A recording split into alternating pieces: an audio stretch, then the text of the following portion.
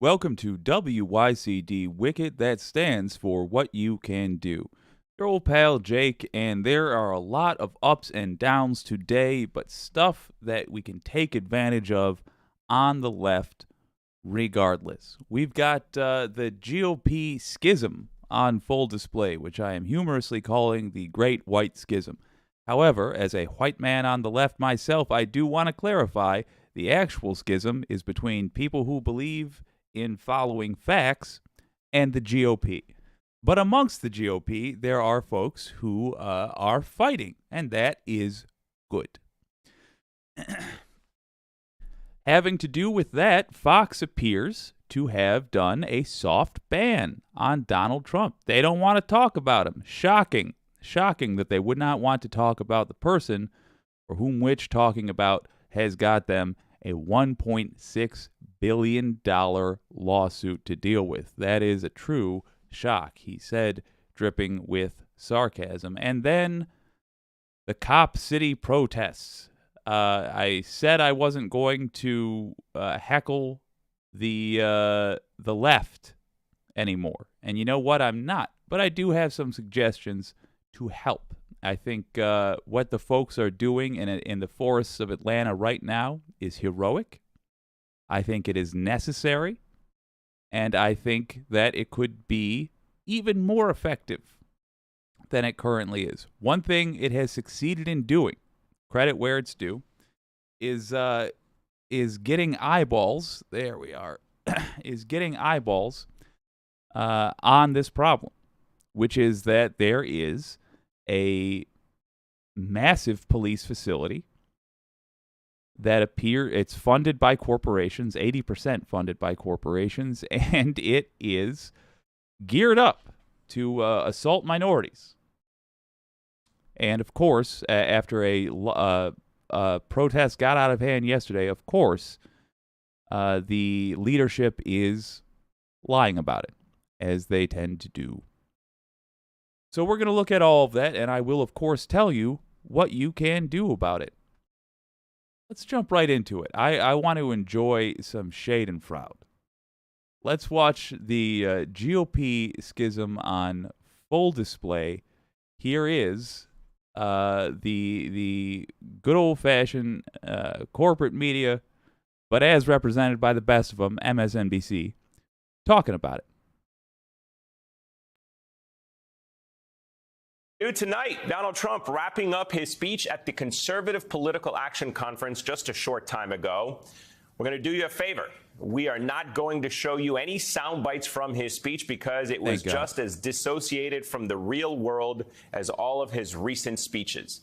But we can report that the CPAC crowd loved it, and he won the conference's straw poll. And that's only notable because Trump was about the only person at the conference this week who enjoyed such a warm reception. Hardly anyone showed up to Nikki Haley's address. See it there on your screen. You could practically hear crickets when Mike Pompeo decided to speak. But Republicans, well, they came out in force for Trump tonight. As Charlie Sykes wrote for MSNBC. Oh, let's just go back and enjoy that a little bit more. Ooh, look at that. Yeah, it's not exactly what I would call a overwhelming movement at the moment. Good Lord. But Republicans, well, they came out in force for Trump tonight. As Charlie Sykes wrote for MSNBC.com this week, during the Trump era, CPAC evolved from a gathering of Republican spitfires and alt-right oddballs to a straight-up MAGA cult. Don't forget, 2 years ago, there was a golden Trump statue at the conference. Some on the right are saying the conference should be named TPAC because it caters to one man and one man alone. Look at all the big Republican names not attending this year's conference. Of course, the biggest name, Ron DeSantis. You also have Mike Pence, Kevin McCarthy, Mitch McConnell, RNC Chair Ronna McDaniel. The only attendees appear to be former Trump officials or... Hold on. I don't know that Ron DeSantis is really the biggest name.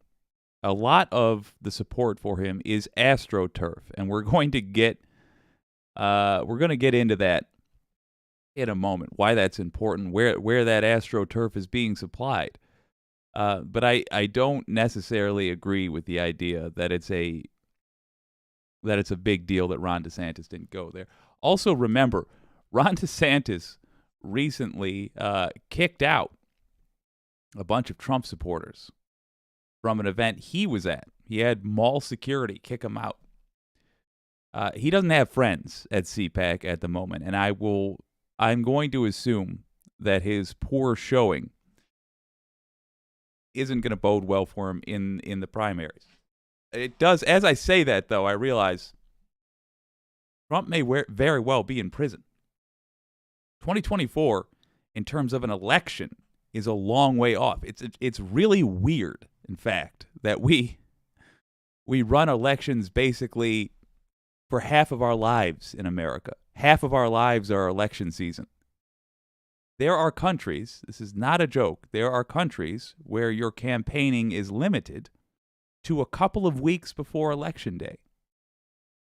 That might even be too little, but there are other countries where your campaigning is limited to a couple of months within Election Day. I, honest to God, think that is what we should do in this country. We should insist. We could just do it through a small change. We could say you cannot spend at all from your massive stockpile of whatever until 1 year until the Election Day. That, I think, would be more reasonable, for God's sake. Trump fanatics, like conspiracy theorist Carrie Lake, conspiracy theorist Mike Lindell, conspiracy theorist Marjorie Taylor Greene.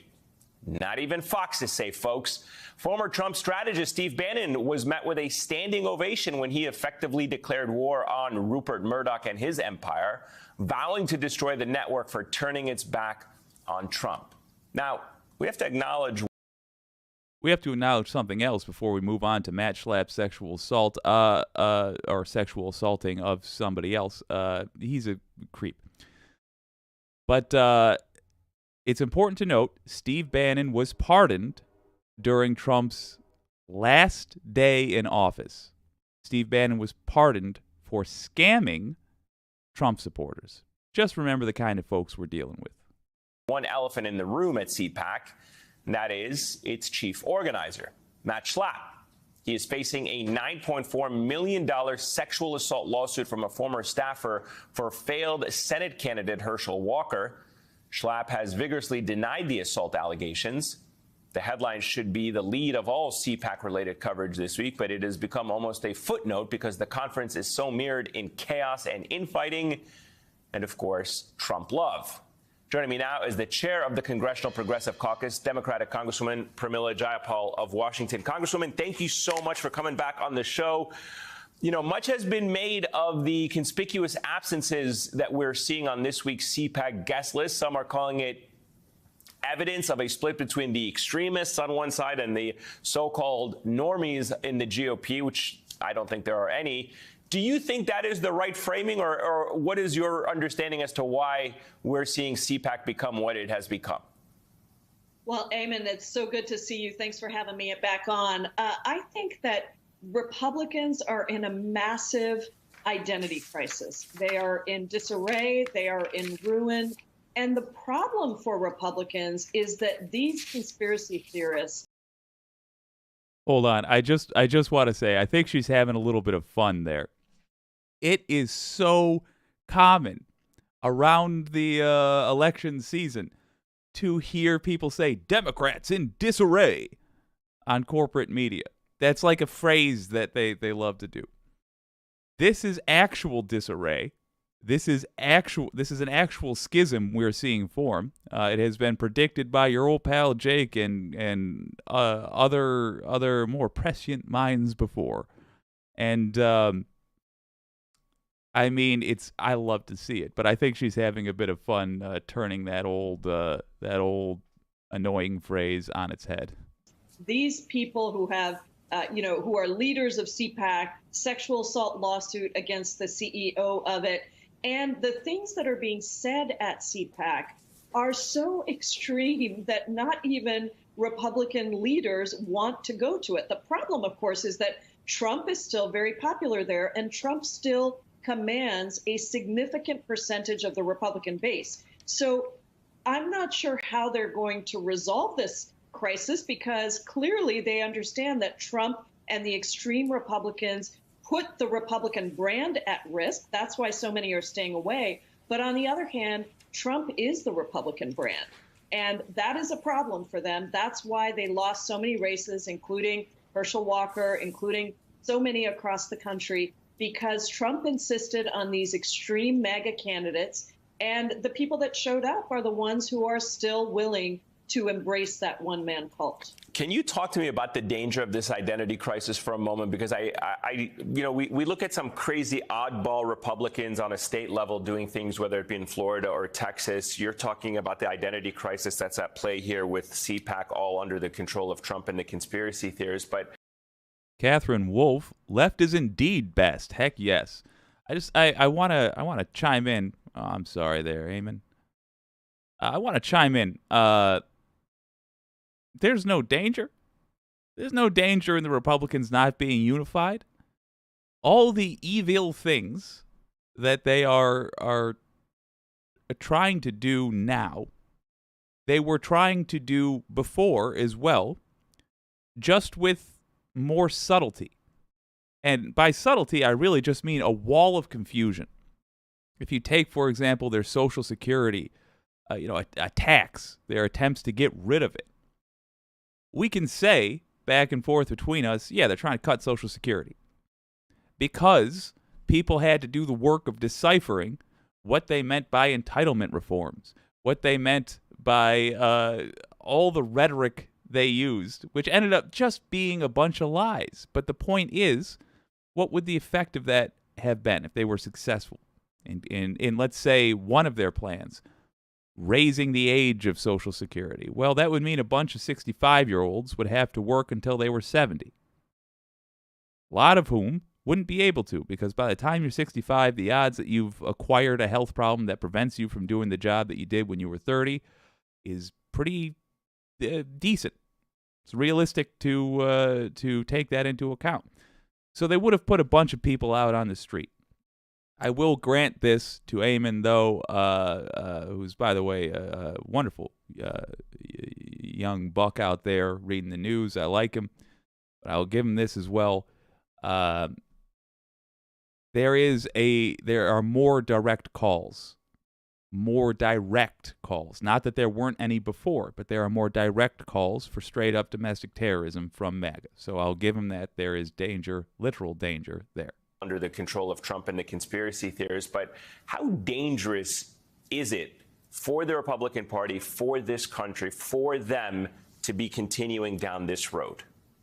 It's extremely dangerous, and that's why I don't really, I don't smile when I talk about this, because it is not a good situation when such a significant stage has been given to conspiracy theorists, to right-wing extremists, to people who spread disinformation, fear, all kinds of things that do real violence. I was listening to the segment that you just had with the attorney generals, and I once again want to just be clear that the kind of violence that Donald Trump unleashed on the country during his term as president, leading up to January 6th, and continuing with events at people's homes, as I saw myself with a gunman at my house, this kind of violence is all directly linked to this hate, this disinformation, these conspiracy theorists, not to mention that the threat of our democracy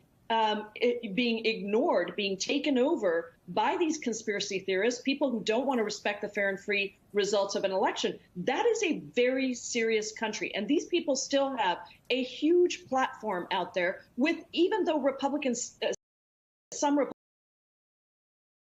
Okay, so just to highlight what I was talking about before, about the same things being done in the past, just with more subtlety. Let's talk about respect. And again, I'm not disagreeing with her. I think she's correct. I just want to make the scale of the problem clear and the villains in this story also quite clear. Because the old school Republicans aren't good guys. MAGA needs to be full-on stopped, like handcuffs stopped. The MAGA is a domestic terrorist organization, in my opinion. And I don't say that as a exaggeration. I mean, they are literally, in my opinion, an organization for domestic terrorists. But let's not also forget that in 2000, the whole election, the presidency, came down to Florida. Who intervened on behalf of George W. Bush? Jeb Bush, his brother. We allowed that to happen because we were too respectful. We were too respectful of the opposition. We allowed the narrative about Republicans to exist, that they were equal in some way. They were as legitimate in some way as the Democratic Party. No, they weren't. At the time, they were under a consent decree that prevented them, a court order, in other words, that prevented them from having poll watchers at the polls. Why was that? Well, because they had sent armed thugs to intimidate people at the polls. And they were given the choice. Either you agree to stop having any presence at all at polls because you cannot be trusted, Republican Party. You cannot be trusted to do this like the Democrats can because they are a legitimate political organization. So either you agree to do that or we're going to court or this is going to be a massive embarrassment for you, and you know how it's going to be found because you ordered armed thugs to be at the polls. That is the decree they were under at the time. Only got lifted in 2018, and it shouldn't have been, for the record. That was the court order they were under, and we treated them like they were a normal political party. They did some corrupt things in Florida by having Jeb Bush say, nope, my brother won Florida. We did not fight that. We could have kept fighting. And I say we, I mean decent Americans, Democrats at the time. Democrats did not fight that. And later, when the state was independently recounted, guess who it turns out got the majority of the votes in that state? It was Al Gore. In other words, when 9/11 happened, Al Gore should have been president. When we went to war for 20 years because George W. Bush lied about it, Al Gore should have been in that place instead. And we would not have gone to war for 20 years because, as far as we can tell, he does not lie about these things because he's like a normal human being that doesn't commit crimes like it's nothing. He cares a lot about environmental concerns. He cares a lot about global warming, Al Gore does. George W. Bush didn't. He loosened EPA regulations. We would have had Al Gore in office instead of George W. Bush. We would have been less screwed than we are now. I wouldn't have watched a home fall into Lake Michigan if Al Gore had been president. And on and on and on. George W. Bush stopped us from calling white domestic extremists terrorists, even when they were doing terrorism things. It goes on. I'm just saying, be wary of the other side of this schism. Although, again, I want to say I don't disagree with anything Jayapal is saying here. Republicans stayed away from CPAC. They're not denouncing CPAC. They're not denouncing Trump or these ideas in the way that they should. And so this continues to be a massive problem for our democracy and for basic civility in our country. I want to ask you, if I can, switching for a moment gears here, about the pandemic-era expansion of food assistance funding of SNAP benefits, which expired this week, something that was just so crucial and served as a lifeline during the pandemic. How dire is this situation? You're the chair of the Progressive Caucus. This is obviously something that you championed, and I think a lot of people, progressives on the left, championed. This is dire. And I just want to make clear for anyone who's listening, SNAP is the Supplemental Nutrition Assistance Program. This is the money that gets food to people who are hungry.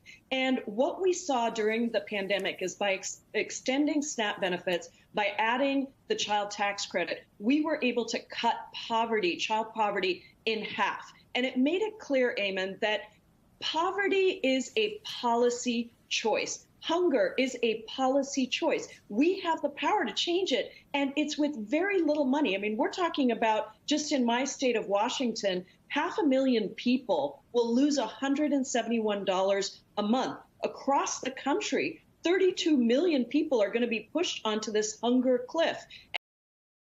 Hold on. Think about that for a moment. I don't know how tight your budget is at home, but to me, having groceries suddenly become more expensive, which is what she's saying here, more expensive by $171 would be devastating. And I'm not on SNAP. So imagine that you have the kind of money in your bank account where you require assistance to pay for food, to feed your family. I have the benefit of being a childless crone. So imagine I had a couple of little scamps to feed. And suddenly I have to pay an additional $171 out of my budget. Some of us would be skipping meals. I don't like that when I imagine it for me. So I don't like it when I imagine it for her constituents. I don't like it when I imagine it for any human being. If you require SNAP, I mean, it's just insane to me that we would allow this to happen. I hope that you will contact your representatives regarding SNAP benefits and tell them that there is, of course, a link to contact your representatives in the descriptions. Is there? I'm going to make sure there is. But contact your representative and make sure they are aware that you don't want SNAP benefits cut and you want them speaking out against it. And we know that hunger is already so much worse than it was even pre-pandemic. So this is a horrific thing. Republicans, by the way, in the House are proposing cutting SNAP even further, supposedly to take care of the deficit, when we know that we could raise taxes, as President Biden has proposed, on the wealthiest billionaires and get in enormous amounts of money that would far outweigh anything we would get by cutting these essential benefits to families. Let me get your thoughts as well on this Texas lawsuit that could determine the fate of medication abortion access nationwide. You have this judge, Trump appointee. He has a history of siding with conservatives on this issue. What is at stake? How could this affect your constituents? And how does this country fight it? Well, this was a clear case of forum shopping, looking for a judge, a Trump-appointed judge, who would give a ruling that would essentially overturn the FDA's ruling that medication abortion is safe. It has been safe for 20 years. It's been used around the world. And I just want you to think, Eamon, and anybody who's listening, about the implications not only for this medication abortion, but also for any medication that the FDA has approved, that any judge could suddenly decide to overturn it. Now, the consequences also for women across this country, pregnant people across this country who are trying to get abortions, is dire. And this, this will, of course, affect the people of color, the poorest people who can't afford to travel across state lines. This is going to affect even states like mine, where we have legalized abortion and protected it, but this is going to have a massive effect across the country. It will be a terrible ruling, not only for abortion and women's freedoms, but also for all medication. No disagreements there. Oh, I see what I've done. No disagreements there.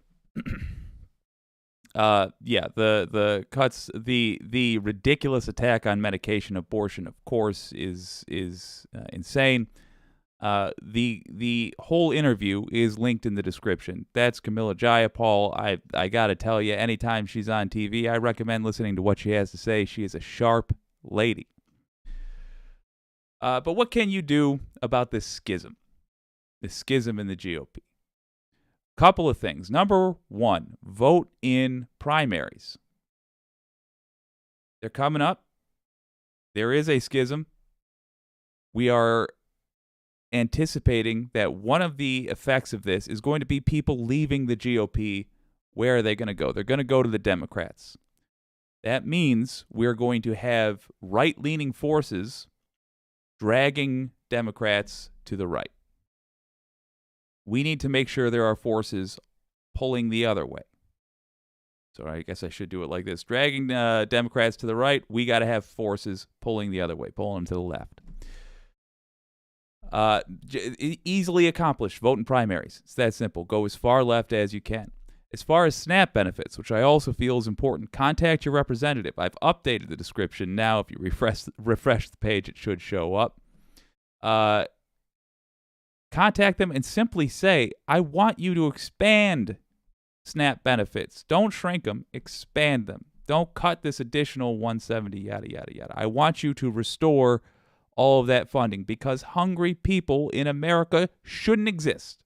We have enough wheat. We have enough cows. Sorry, old fella. We have enough food. Let us feed the hungry. It's that simple.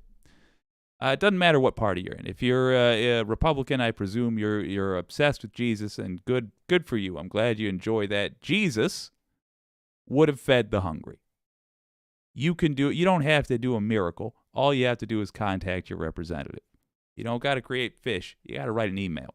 So write the email. All right. Well, I love me some Beau of the Fifth Column, and he had a little bit of fun talking about the soft ban on Fox News. I do want to say we're at 8 likes. If we get, and I'm going to be a little gutsy here, if we get to a whopping 10 likes, if we can get 2 more likes, I am going to do the entire breakdown of Trump's crimes, as I did in a 2-hour stream before, but I have narrowed it down to a much more abridged summary. I will read that entire thing to you if we can get to 10 likes. So please slam that like button. I'm going to read a couple of quick viewer comments from Catherine and Laura. Catherine says, left is best, my friends. Yes, indeed. Laura says, Jesus did feed the hungry. Yes, he did. Good on him, too. Seems like a guy I would have gotten along with. Everybody would have gotten it. Who wouldn't get along with Jesus? There's a reason we divide these up sometimes. Anyway, the point is, Beau of the Fifth Column talked about the recent Fox Trump ban, and it is just hilarious. Let us have a look at what he had to say.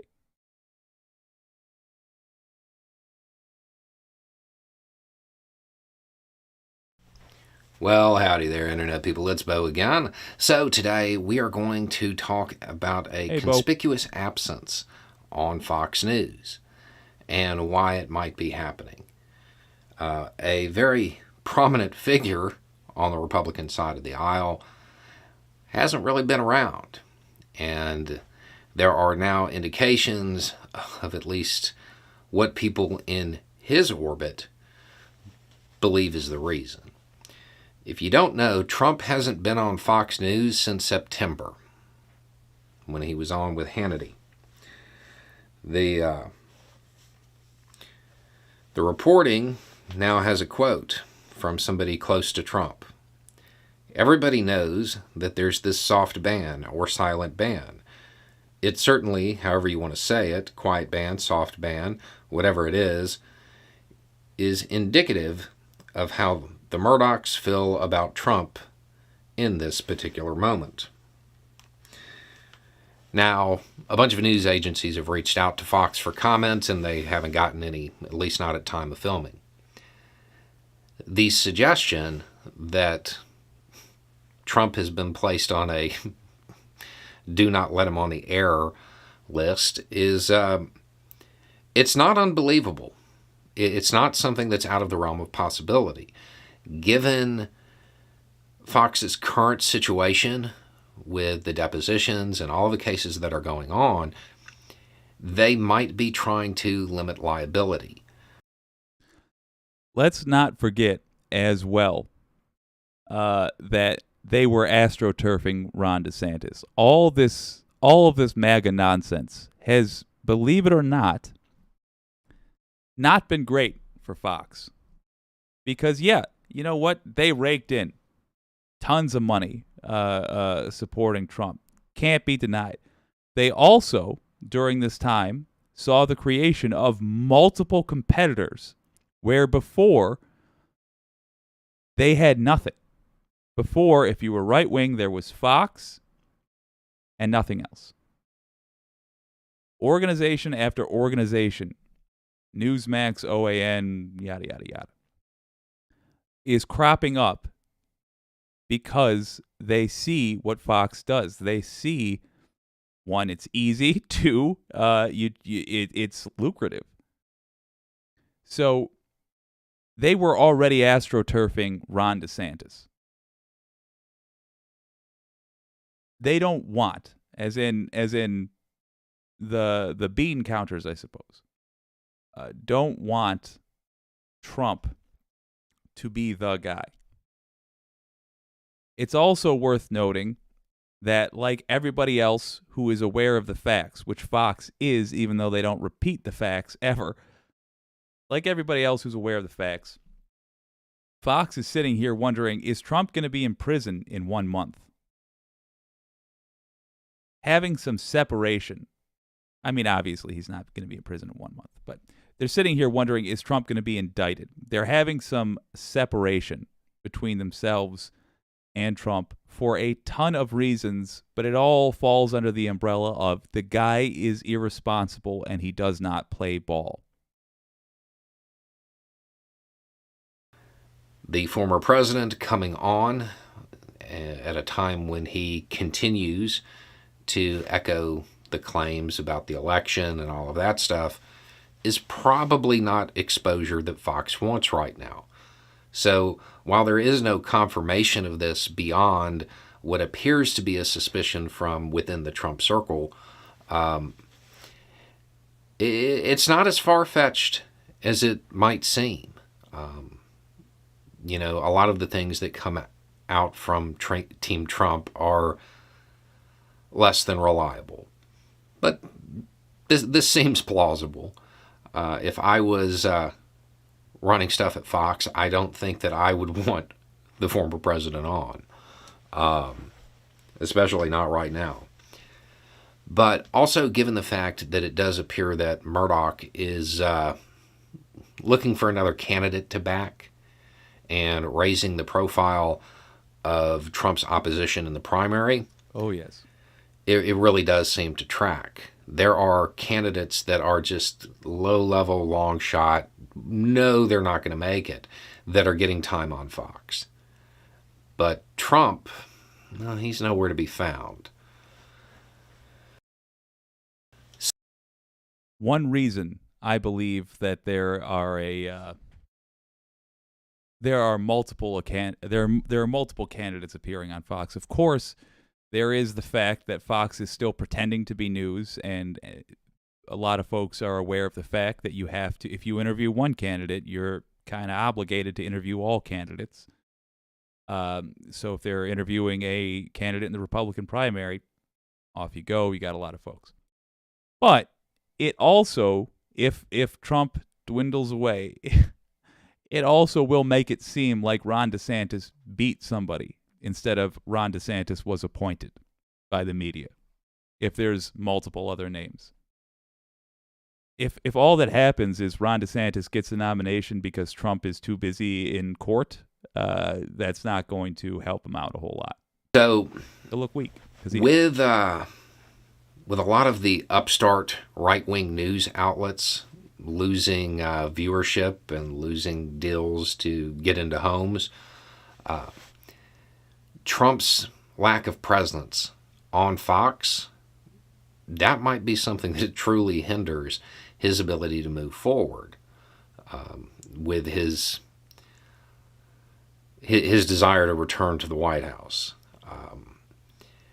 Given everything that we're seeing and the lack of support coming from high-ranking members and big funders, Trump is becoming more and more relegated to a position where his rhetoric influences the base that then influences policymakers.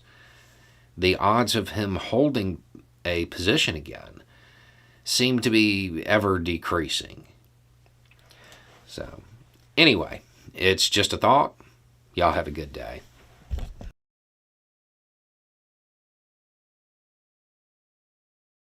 What he said at the end there regarding donors not supporting Trump. Donors see the same thing everybody else sees. The only issue is they didn't care about, Muslim bans. They don't care about transgender people getting killed. They don't care about police brutality. They care about not having to pay taxes. That's what they care about. The problem they now see with Trump is not his rhetoric. It's the fact that he is literally in danger of ruining the democracy. He's in danger of, they don't even really care about the democracy, but they care about stability. He literally did such a bad job as president that it put them in danger. It puts their finances in danger.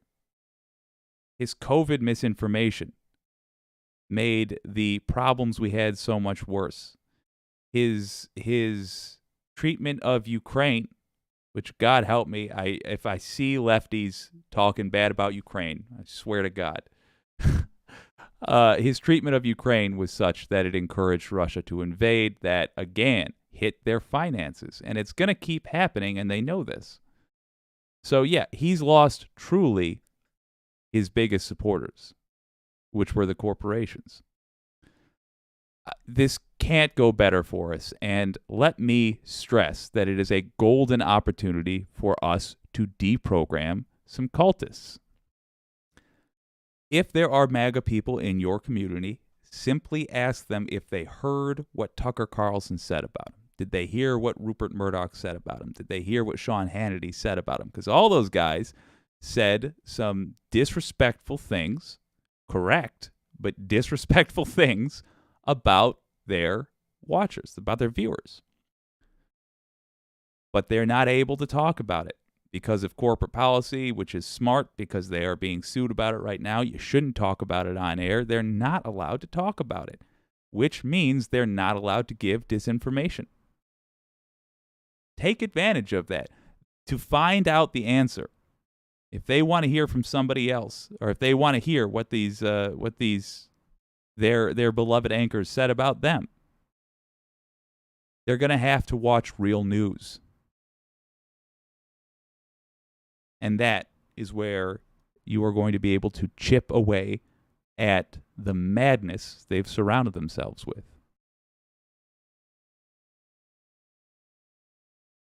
Ooh, look at that. 12 likes. I love it. I'm delighted. Let's have a look at some of these comments. Andrew Then says left is best. Absolutely. Jesus didn't charge. Ooh, I like that. Thanks for covering Cop City and Atlanta forest defenders who fed homeless until Kemp's terrorist publicity stunt. Tables of food are now set up at every tent. Cop Cam proves Tortuguita was murdered. Oh, I'm sorry. I've been seeing the nickname Tort. Cop Cam proves Tortuguita was murdered. You know what? Let's dive right into that. I'm really curious. Cop City plus Atlanta's fed homeless until... Yeah, I'm really curious to delve into this a little more. I have suggestions for helping. But honestly, I'm going to be curious to hear what you guys have to say about this. This is the most recent development from Cop City. Things got a little bit wild recently. Here it is. This surveillance camera footage shows police officers in Georgia trying to secure a chain-link fence as what appear to be fireworks explode around them. Across the roadway, dozens of masked protesters hurled rocks and pyrotechnics toward the police. This was the scene Sunday night in a forested area outside Atlanta, which marked the most violent showdown yet between environmental activists. Okay. Thing number one that I want to make clear. Cop City should not be there. We should collectively work to get rid of it. We should pressure Atlanta. We should pressure Georgia. We should pressure anyone we think we can through emails, through protests, etc., to get it gone. The protesters up there are wearing masks, most likely, I assume, because they don't want to get found out and charged. But think about what that is going to do. Plain and simple, take your emotion out of it. Be cold and efficient. An image of a bunch of folks wearing masks, throwing explosive devices.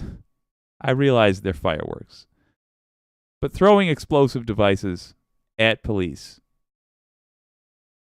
What is that going to do? Is that going to make it more likely or less likely that Cop City is built? My instinct is to say that makes it more likely because, yeah, it gets this is going to get a lot of media attention, which you would think, yeah, that's good. But it's a lot of media attention where the protesters look like, oh, they're scary, they got to be dealt with.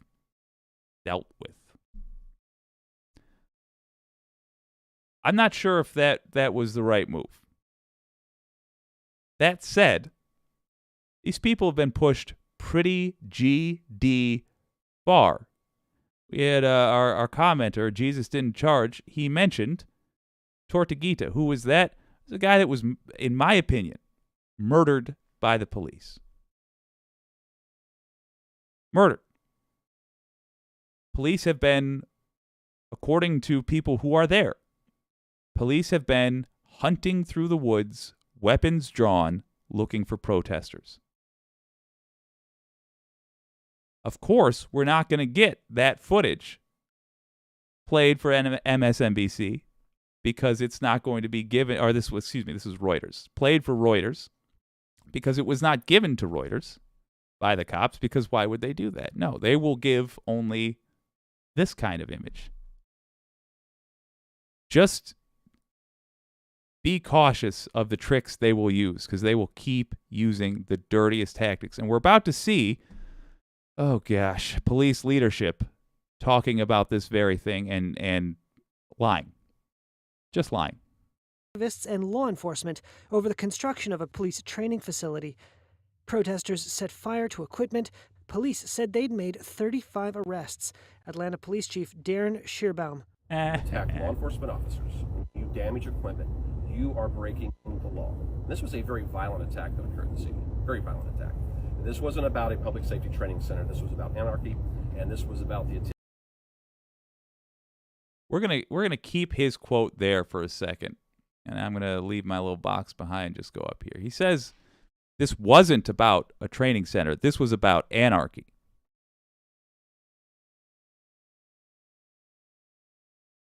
Do you think that those people were there at that police training center saying, we need anarchy?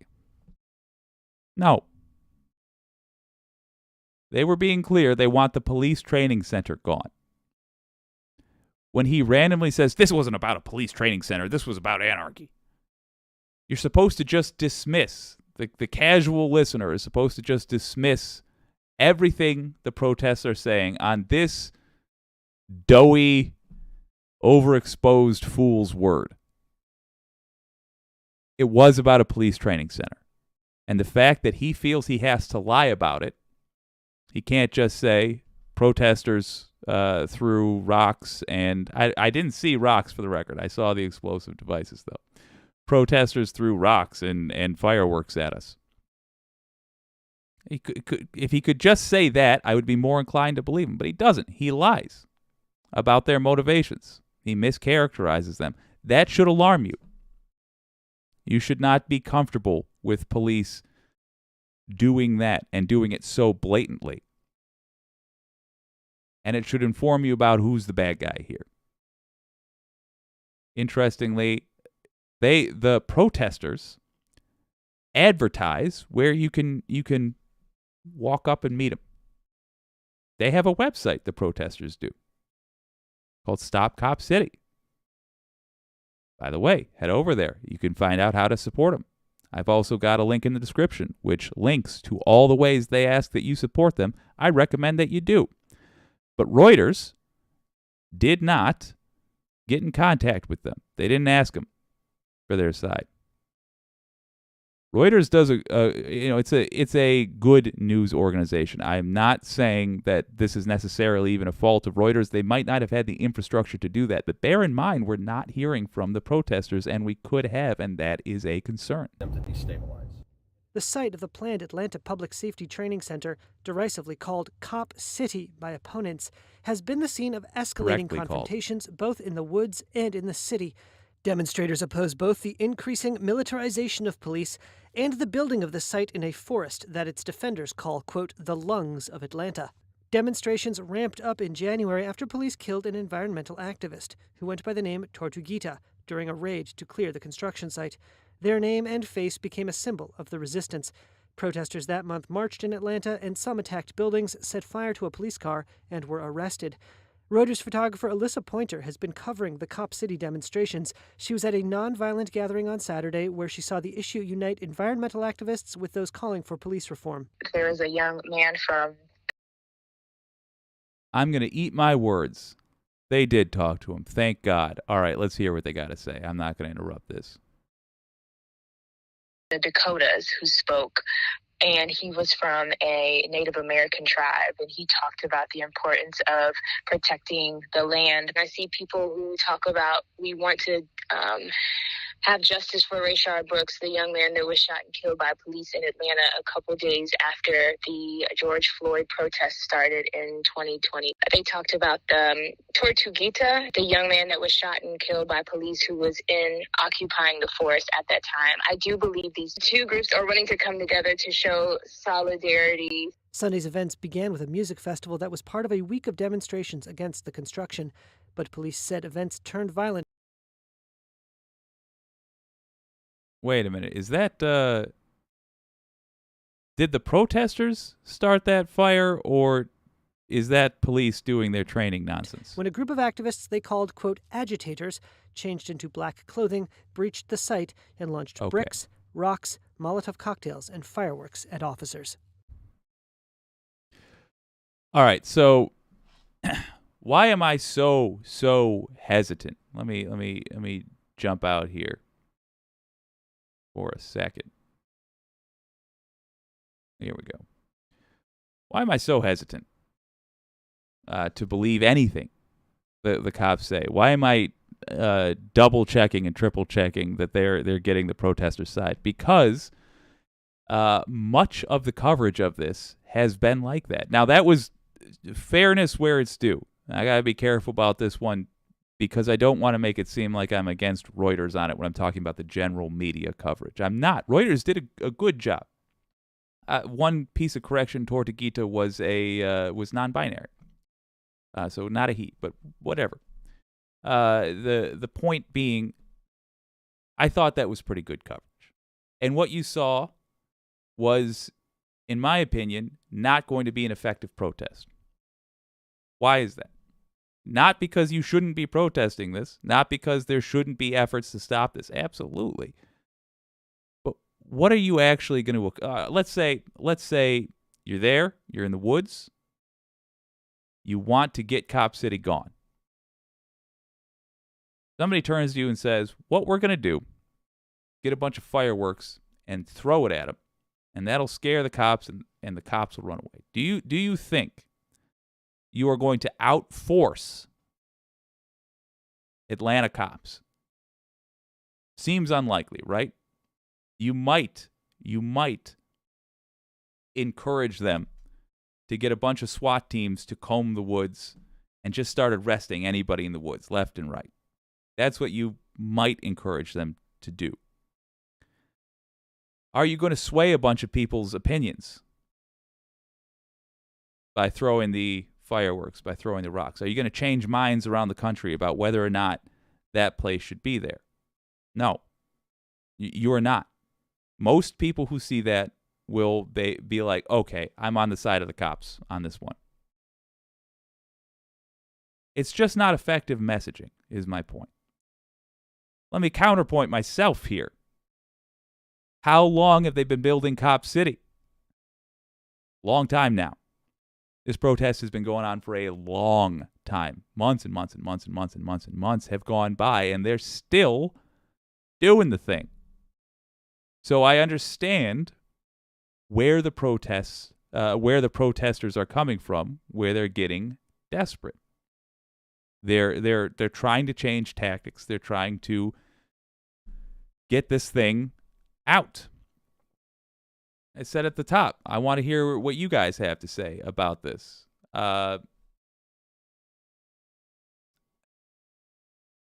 What do you think?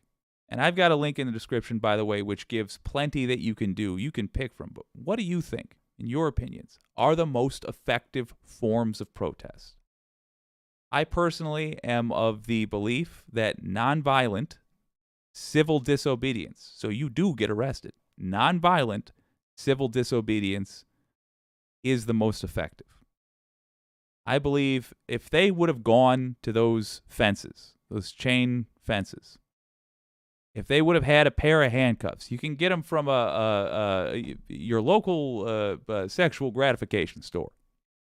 Get fuzzy handcuffs if you want, and handcuffed themselves to the fence, and sat there and waited to be arrested.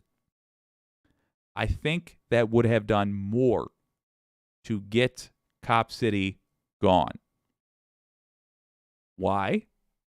It accomplishes something similar. Admittedly, it's not as interesting to see, but it does create an interesting visual for the news media to pick up and run with and show to people. Here's 30 folks who handcuffed themselves to a chain link fence. Now watch how they are. Now let's talk about why they handcuffed themselves to a fence, and here's what happened. They got arrested, and yada yada yada. And also, it makes them sympathetic. It makes the cops have to do the brutality, which is arresting someone. And it will make the cops look bad anytime they screw up. If they bump a protester's head into a police car as they're pushing him in, and that gets caught on camera, good. Chalk it up. That is good. That is another thing that will make them look like the bad guys and the protesters look like the good guys. And that is exactly, in my opinion, the most effective way to play this. Some of your comments. This is Atlanta, the home of MLK, and nonviolence should be the way, in my opinion. I agree. Catherine Wolf said, police say should always alert you. Also agreed.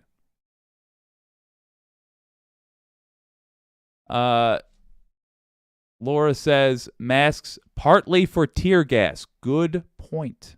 Very good point.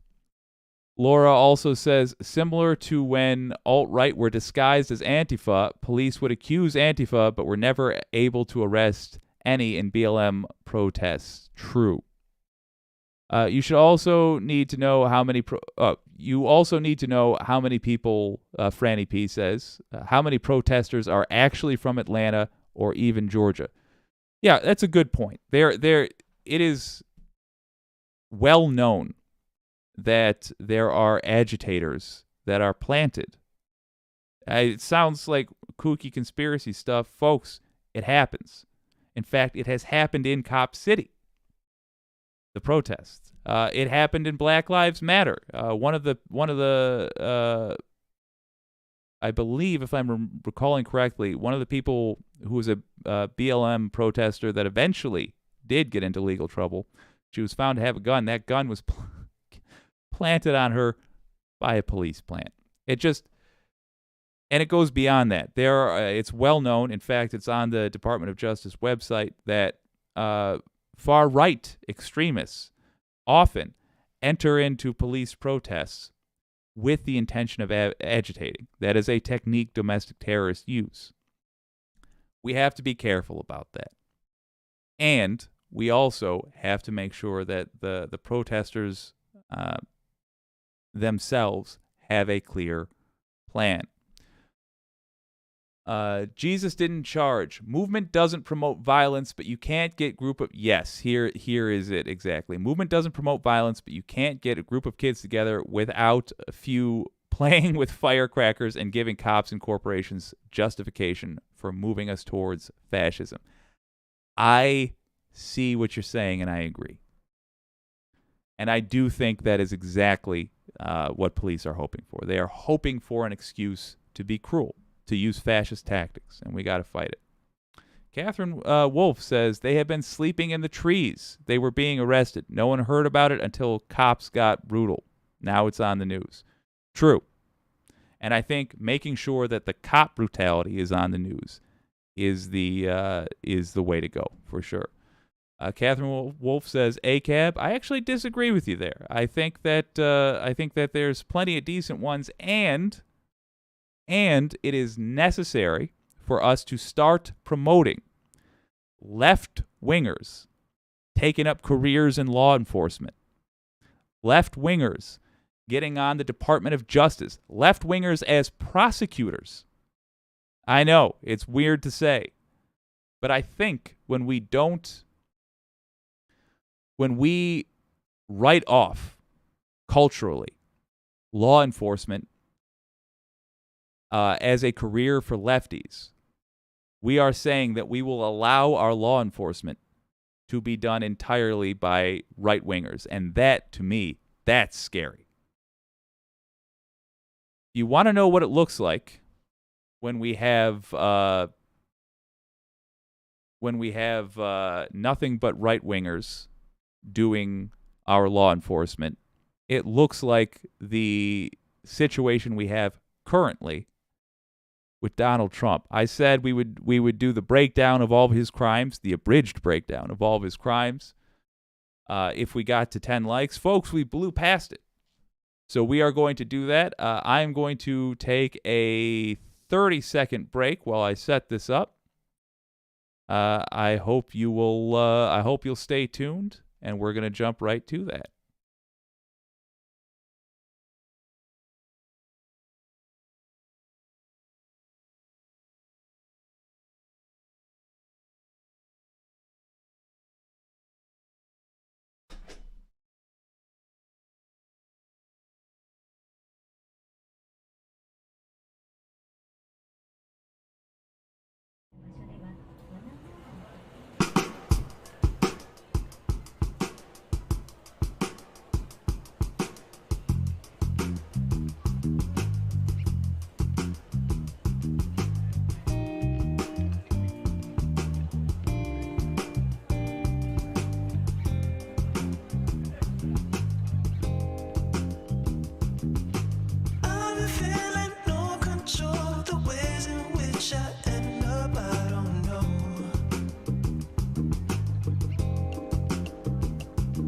Got the saddest feeling nowadays that all my dreams are much too far away.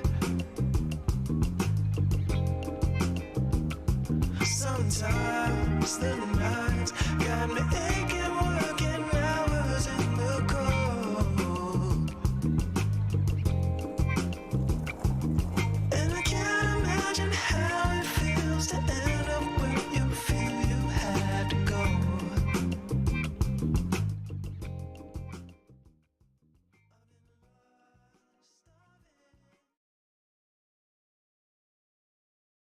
Well, all right. Thank you very much for sticking around. We are now going to cover all of Trump's crimes. Going to do a quick pitch for paying me money. If you've got the extra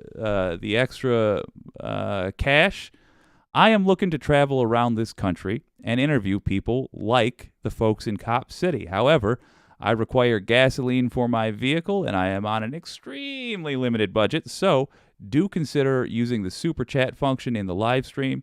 Do consider becoming a member. Our channel does have memberships now. You can join, and that will allow you to have gifts and what have you. But the idea is to fund your old pal Jake going and talking to these people in person using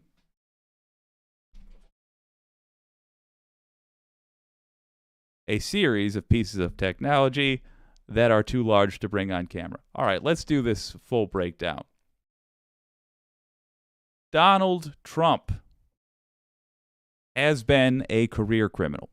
The man has broken the law as a real estate guy. He has broken the law as a boss, anything he has done criminally.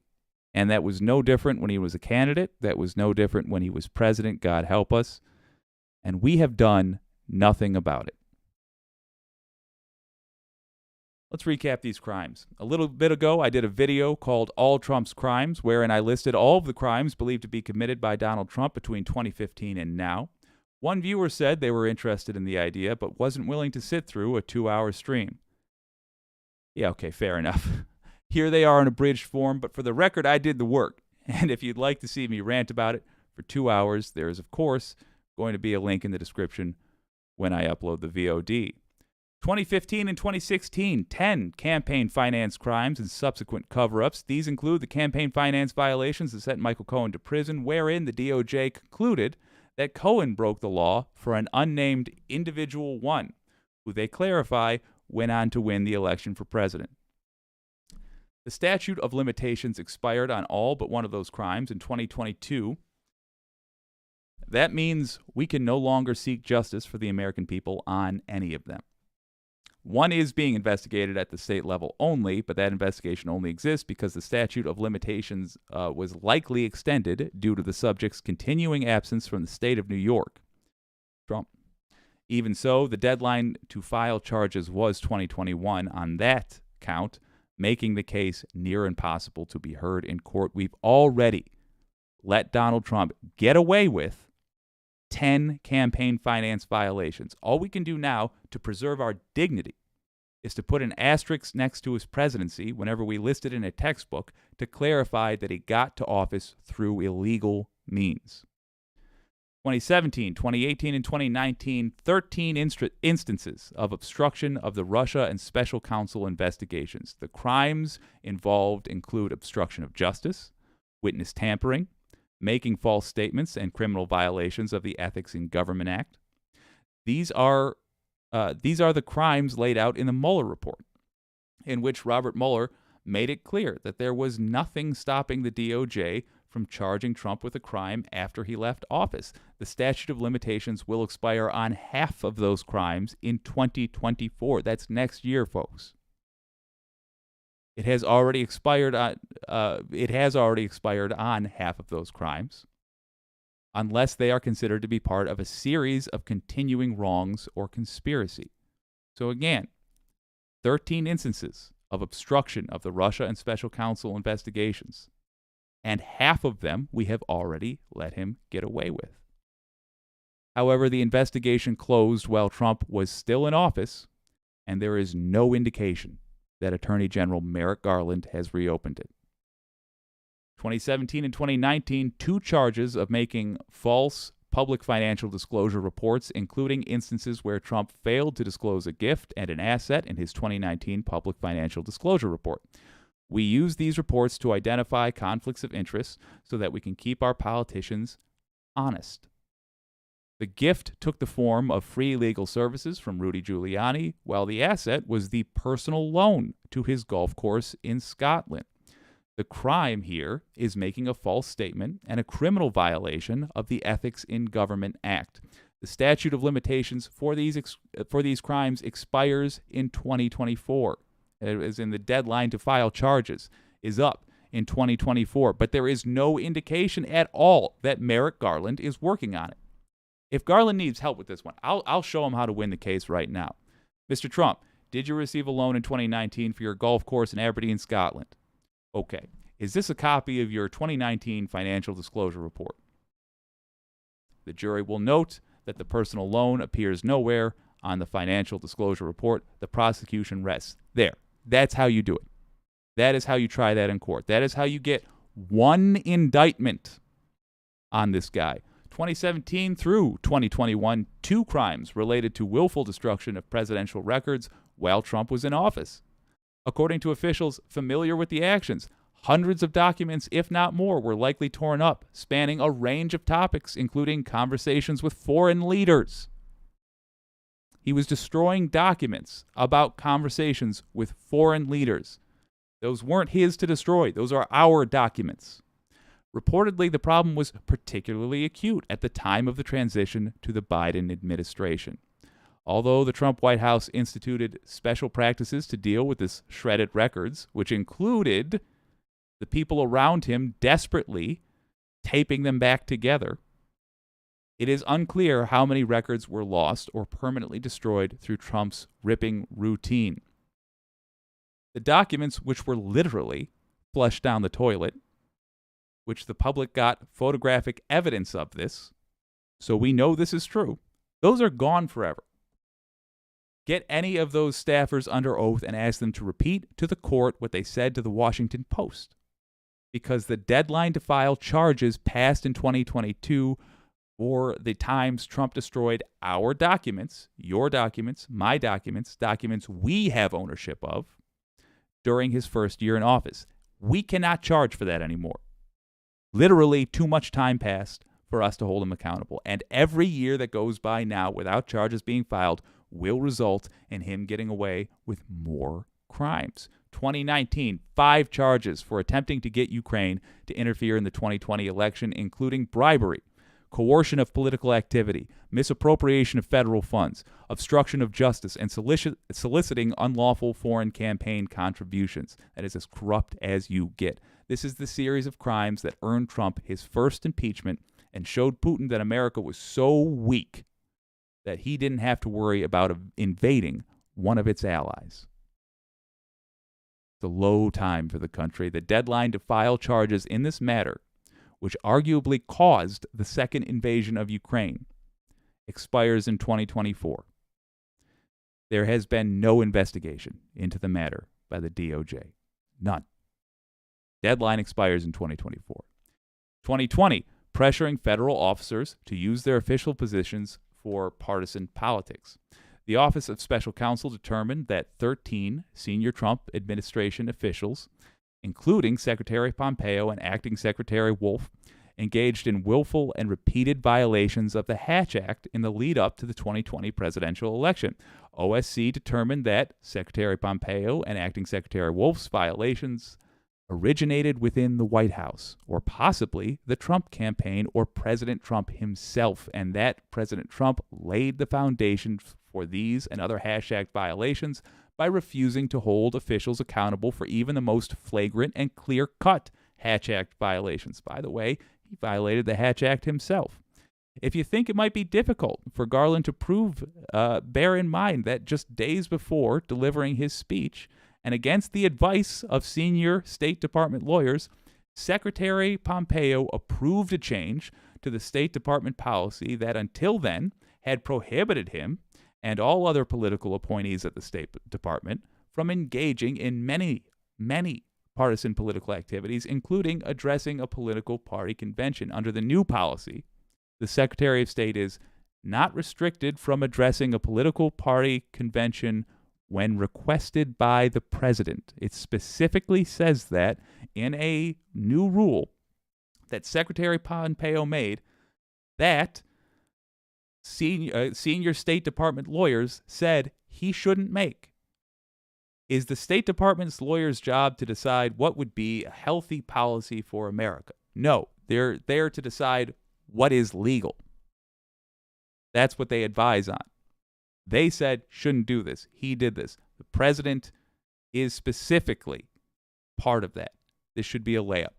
Get Pompeo in court and ask him who said he should change that rule. Then let the gavel fall. 2020, 21 charges relating to attempts to steal the 2020 election. The charges include depriving state residents of a fair and impartial election process, interfering with primaries and elections, obstruction of an official proceeding, knowingly making a false statement, perjury, criminal solicitation to commit election fraud, criminal solicitation of a felony, influencing government officials to withhold or alter a record, conspiracy against rights, conspiracy to commit election fraud, conspiracy to defraud, conspiracy to prevent an officer from discharging any duties, seditious conspiracy, interference in an election by employees of federal or state governments, coercion of political activity, racketeer, influenced, and corrupt organizations violations. That's a RICO charge. Incite, assist, or aid and comfort of an insurrection, and intentional interference with the performance of election duties. The House January 6th committee did most of Attorney General Garland's work for him. If he's feeling lazy, I presume he can just play what he saw on we all saw on television in front of a judge. Those charges expire within the next 4 years. And most of the charges that expire this year are being investigated in Georgia at the state level. Let's hope Fulton County's district attorney has more guts, knowledge, and willpower than the Attorney General of the United States. 2021 and 2022, 2 charges relating to unlawful possession of government records, including unauthorized possession of national defense information and, once again, obstruction of justice. A special counsel has been assigned to the investigation, although the evidence is blatant and the deadline to file charges is all the way in 2027. 2021 and 2022, profiting off post-election lies through wire fraud. If you'll recall, Trump obtained $250 million in contributions to the Save America PAC off of false claims that the 2020 election was stolen. A grand jury has been looking into this in part, and the deadline for filing charges is 2027. Okay. What's the recap of this? 56 crimes were committed against the American people. We can no longer seek justice for 56 crimes. We can no longer seek justice for 10 campaign finance crimes because the DOJ did nothing while the deadline for filing charges passed, effectively choosing to permit this behavior. We can no longer seek complete justice on 2 charges relating to the destruction of presidential records, which belong to you and me, because the deadline for any time Trump did these crimes in 2017 has passed.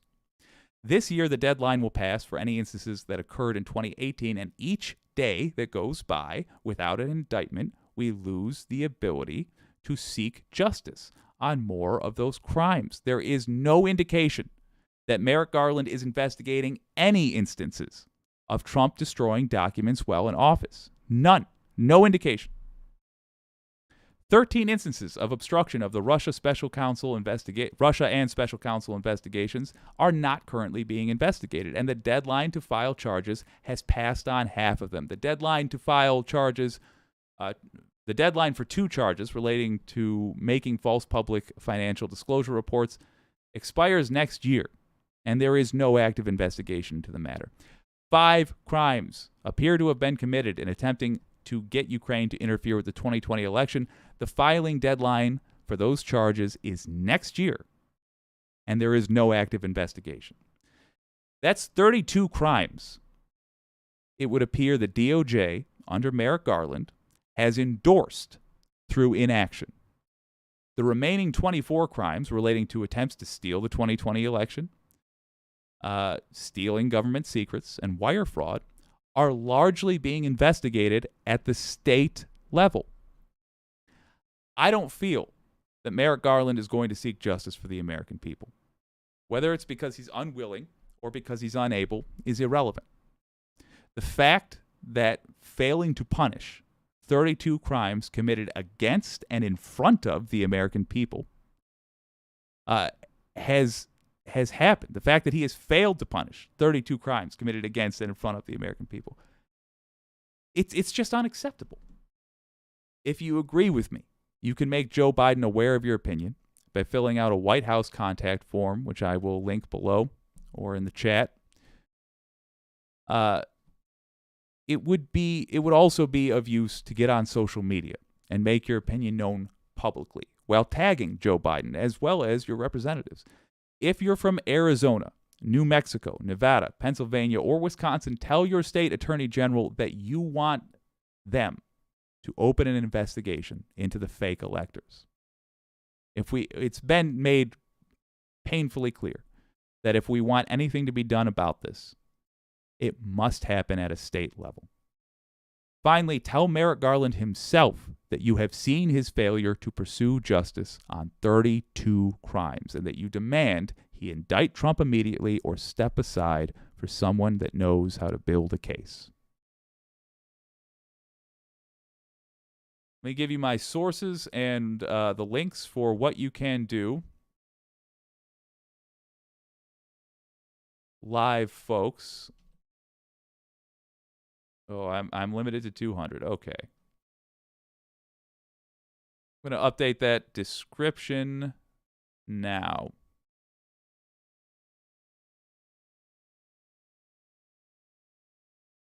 All right, description updated.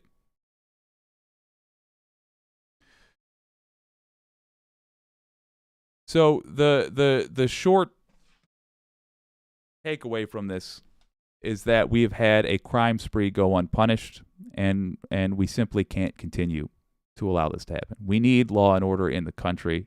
We need rule by sane human beings. We need the madmen who are pilfering from us, who are attacking us, who are stealing our money, who are running our country into the ground. We need them to be held accountable just like everybody else is when they break the law. Merrick Garland is not the man for the job. That simple. Let's read some comments. Catherine Wolf says, I recommend the That Dang Dad, How Being a Cop Broke My Brain. Ooh, interesting. And the abolition movement isn't about no cops, just about reorganization of priorities and funds. I wholeheartedly agree with you, and I will look into that because I think that's interesting. I think what we have mostly is a problem with messaging. I think the protesters are right on in their goals, but I think that similar with the Black Lives Matter protests actually, the messaging was not designed to. It wasn't designed to change the minds of people who are on the fence. And unfortunately, we live in a country where most people are on the fence. They see how crazy MAGA is, and they see how brutal the reality is. And yet, when they hear about what left-wingers are trying to do, they hear crazy messages. And they're mostly coming from corporate media. They're mostly coming from MAGA folks and the GOP. And they're coming also from, let's be real, Democrats, corporate Democrats. And what they do is wait for the messaging on the genuine left to be bad, to be unclear, let's just say. They snatch that, and that is what they will play. And that is how they will say, oh, we represented both sides. You see, we played the absolute least clear, most easy to misinterpret message from the left, and so we can say we've represented both sides. It's like if we represented the Trump side by only playing the clip of Rudy Giuliani's flatulence in public hearings. Franny P says, what is the problem with DOJ? Seriously. I can answer that question. I spent Sunday reading all of a book by Ellie Hassig, I think his name is, about why bosses don't get charged. I'm going to make a video about that, but in short, it comes down to this, and the answer is the same. Why is the DOJ dragging its feet? Well, one, if a single juror trying one of these folks in this matter, votes to acquit. You got a deadlocked jury, for example. You essentially have a pass given. Well, what percentage of people in this country are Trump voters? So in the case of a jury, you're going to have to introduce them, many of them, to the actual information for the first time ever. You can't assume that the jury is going to go in with the same understanding everybody else does. Also, and perhaps more to the point, when Trump says we talk about how Trump is like a mafia guy all the time. Well, here's structurally how he's like a mafia guy. When Trump wants something done, does he ever say it? No. He talks about it publicly. That's actually how he gets away with it, because in court, he didn't say to hang Mike Pence. In court, he simply said, Mike Pence let us down, when he knew that there was a bunch of people there that hated him, that hated Mike Pence. He riles up crowds and he hints at things and he relies on it being understood that you know what he wants. And the problem is that gives him the ability to later on say, I didn't say to do that. So you have to be able to prove his intent without his words. And that's where it becomes difficult. Is it difficult but not but is it impossible? No, it's not impossible. How do you get someone like that? You flip his underlings. That's going to lead us to what you can do. What you can do is get state charges, get state cases going, because let's say the state case goes on this and you go after Donald Trump. You don't get Donald Trump in the state case. You only get the state fake electors. Well, guess what you've got then? You've got a bunch of people in prison who don't like being in prison, who you can then flip on Trump. The state case lets us get some people so we can finally use the police pressure to encourage them to flip on Trump. This will give them the federal case a chance, a pool of people that they can appeal to, a bunch of folks in prison that they can say, hey, you don't like being in prison? You don't like eating your meals off a tray? You don't like that guy sharpening a toothbrush to stick into your guts? Well, you could trade places with your old boss if you tell us the truth for once in your GD life. State cases are the way to go. Also, because we have a cowardly attorney general in the form of Merrick Garland. Well, thank you so much for joining me today. I'm going to get to editing. I will be back tomorrow. Tomorrow's a 2 for Tuesday. I'm excited for it. I'll see you there. This has been WYCD Wicked. That stands for What You Can Do. My name's Jake.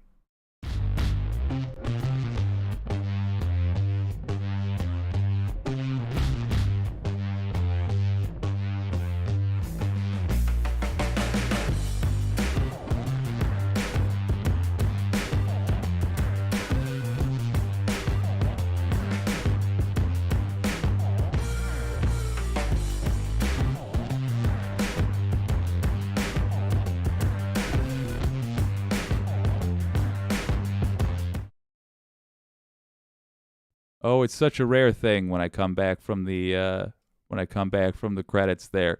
Laura does ask, do you think Georgia will move in everything? I'm assuming you're talking about the fake electors case and the not the fake electors, the pressuring of Brad Raffensperger. Yes. In short, yes. I think in Fani Willis we have a brave human being. I do think that we need to be very careful with not putting all of our hopes in that basket. I think what she is probably going to get out of that case is Trump very lightly punished. Despite the seriousness of what he did, I think it's going to be a very light punishment. And I think that is part of the reason. In fact, I'm not even confident that she'll get a conviction, for that matter, despite the how blatant the evidence is. We're in a corrupt country. I've done a number of streams talking about how it is corrupt. I will continue doing that, laying out where the corruption is. But essentially, yes, powerful people support powerful people, and they steal from people who are not as powerful. And that is the setup of the majority of our system. So we need an overwhelming amount of cases against Trump. So truly, if you are in one of those fake elector states, link in the updated description,